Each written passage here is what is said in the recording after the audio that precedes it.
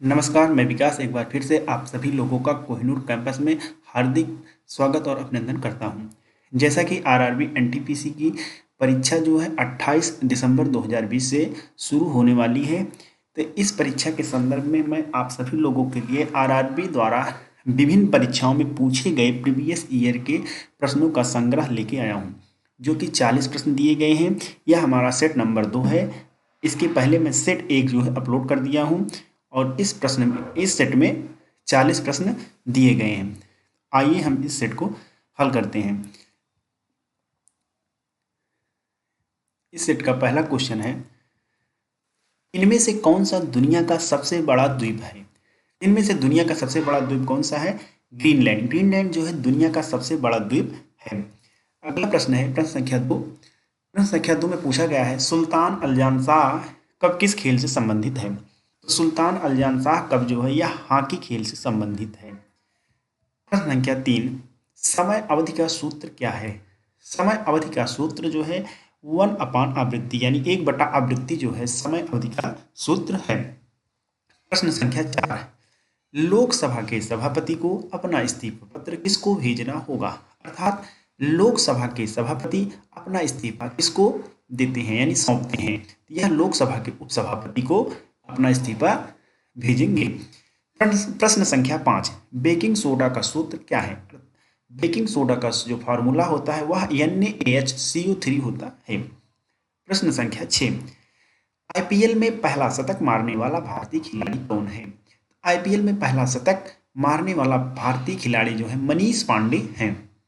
इसका सही आंसर होगा option number A, Manish Pandey. प्रश्न संख्या 7, मार्तंड सूर्य मंदिर कहाँ स्थित है? मार्तंड सूर्य मंदिर यह उत्तर प्रदेश के वाराणसी जिला में स्थित है। यह एक बहुत ही फेमस मंदिर है। प्रश्न संख्या 8, कबीर की रचनाओं के संकलन को कहा जाता है? कबीर की रचनाओं के संकलन को हम बीजक कहते हैं।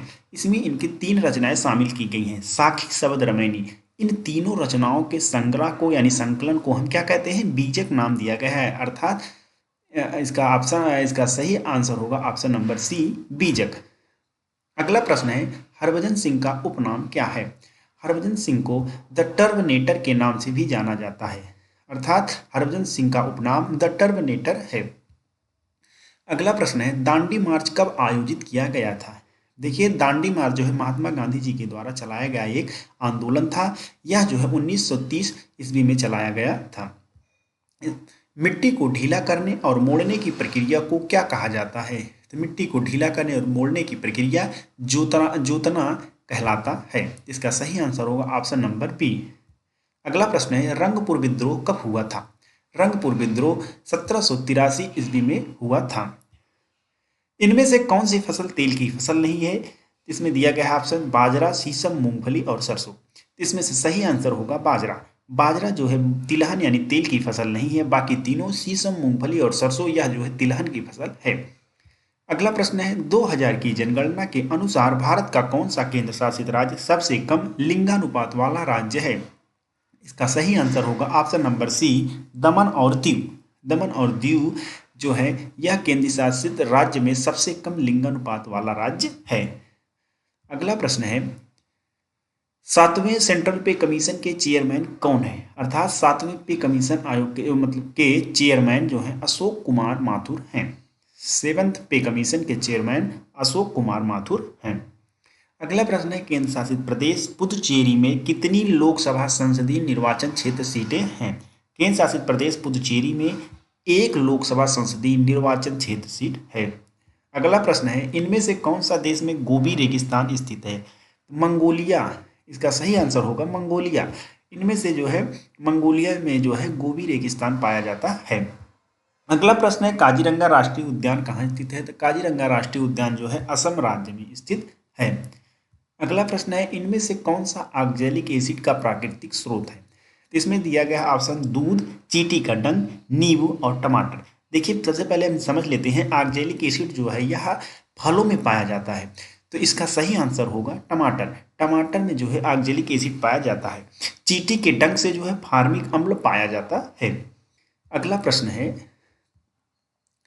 प्रश्न संख्या 20, कलमकारी चित्रकला किस राज्य से संबंधित है? तो कलमकारी चित्रकला जो है यह आपके आंध्र प्रदेश राज्य से संबंधित है।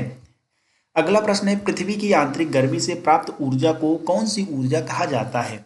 तो जैसे इसके पृथ्वी की आंतरिक ऊर्जा गर्मी से प्राप्त ऊर्जा जो है उसे हम भूतापीय ऊर्जा कहते हैं। दिल्ली चलो नारा किसने दिया? यह बहुत ही मशहूर नारा था उस समय। इसका नारा जो है नेताजी सुभाष चंद्र बोस जी द्वारा दिया गया था। दिल्ली चलो नारा नेताजी सुभाष चंद्र बोस ने दिया था। अगला प्रश्न है, अलीगढ़ में मोहम्मडन एंग्लो ओरिएंटल कॉलेज की स्थापना किसने किया था? तो अलीगढ़ में मोहम्मडन एंग्लो ओरिएंटल कॉलेज की स्थापना सर सैयद अहमद खान के द्वारा किया गया था। इसका सही आंसर होगा ऑप्शन नंबर बी। भारत का पहला ब्रिटिश गवर्नर जनरल कौन था? भारत का पहला British governor general Lord William Bentinck थे। इसका ऑप्शन नंबर डी सही होगा। पंचायती निर्वाचन क्षेत्र के जनक के रूप में कौन जाना जाता है? पंचायती निर्वाचन क्षेत्र के जनक के रूप में लॉर्ड मिंटो साहब को जाना जाता है। अगला प्रश्न है, पोलैंड की मुद्रा का नाम क्या है? पोलैंड की मुद्रा का नाम पोलिश ज़्लोटी है। इसका सही आंसर होगा ऑप्शन नंबर ए पोलिश ज़्लोटी। अगला प्रश्न है, भारत के संविधान की 8वीं अनुसूची में कितनी भाषाओं को सूचीबद्ध किया गया है? तो भारत के संविधान में 22 भाषाओं को सूचीबद्ध किया गया है। इसका सही आंसर होगा ऑप्शन नंबर ए 22। अगला प्रश्न है, राष्ट्रीय गृह बैंक का मुख्यालय कहाँ स्थित है? यानी नेशनल हाउस बैंक, इसका मुख्यालय जो है हेडक्वार्टर नई दिल्ली में है। अगला प्रश्न है, हाइड्रोजन का परमाणु क्रमांक क्या है? हाइड्रोजन का परमाणु क्रमांक जो है 1 है। इसका जो परमाणु क्रमांक होता है वह 1 होता है। अगला प्रश्न है, श्वसन एक प्रक्रिया है जिसमें जीव ऑक्सीजन की अनुपस्थिति में ऊर्जा उत्पन्न करते हैं। यह जो है यह अनाक्षीय श्वसन एक प्रक्रिया है, अर्थात इसका सही आंसर होगा ऑप्शन नंबर डी अनाक्षीय श्वसन एक प्रक्रिया है जिसमें जीव ऑक्सीजन की अनुपस्थिति में ऊर्जा उत्पन्न करते हैं। इसका सही आंसर होगा ऑप्शन नंबर डी अनाक्षीय। अगला प्रश्न है, अंतिम औपचारिकता क्या है जिसके बिना हमारे देश में कोई केंद्रीय विधेयक कानून नहीं बन सकता है? इसका सही आंसर होगा राष्ट्रपति के हस्ताक्षर। अर्थात संसद अगर कोई भी विधेयक बना देती है और अगर राष्ट्रपति का हस्ताक्षर नहीं होता है तो वह कानून नहीं बनता है। अगर कोई केंद्रीय विधेयक है तो उस पर जब राष्ट्रपति के हस्ताक्षर हो जाते हैं तो वह क्या होता है, वह कानून बन जाता है। इसका सही आंसर होगा ऑप्शन नंबर बी राष्ट्रपति के हस्ताक्षर। अगला प्रश्न है, उत्तराखंड की राजधानी है तो उत्तराखंड की राजधानी जो है देहरादून है।